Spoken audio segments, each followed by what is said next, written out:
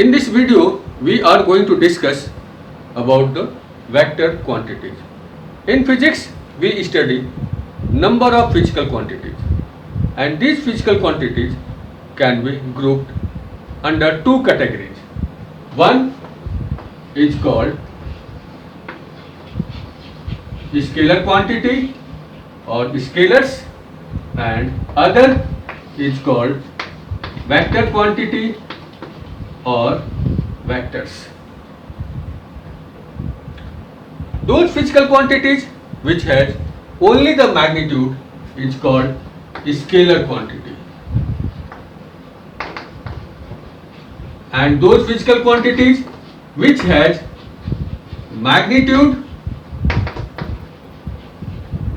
and direction is called vector quantity. Vector quantities follows the vector's law of addition. Now, how we represent vector? We know that vector has magnitude and direction. Graphically, when we represent a vector, we represent with the help of straight line and arrow.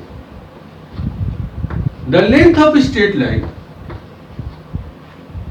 will give the magnitude of the vector, and this arrow will give the direction of the vector quantity.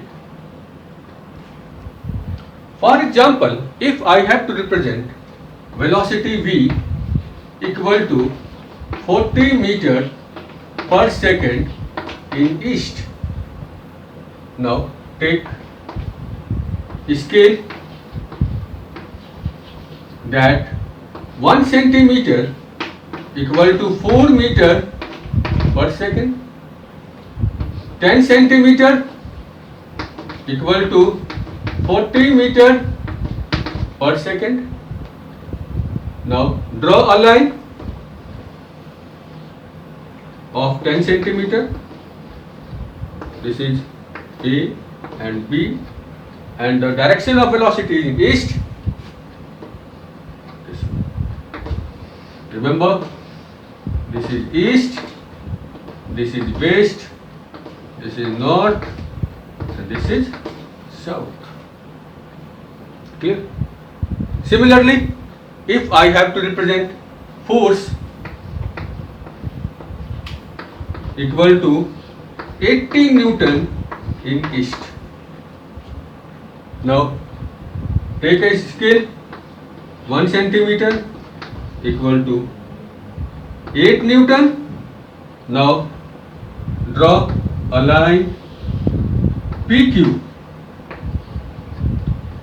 of 10 centimeter,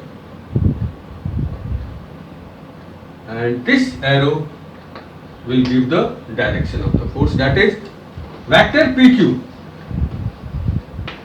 will represent force of 80 Newton in east. Now, in any vector representation, the initial point of the vector is called tail of the vector, and this point is called as head of the vector. Similarly, this is called tail of the vector, this is called as head of vector. ठीक है? In writing, vector quantities are represented by single letter and arrow over it. For example, if I have to represent velocity v, then this is v and this is arrow over it. Force in vector form, this. Acceleration in vector, this arrow shows that the quantity is vector quantity which has magnitude and the direction. Clear?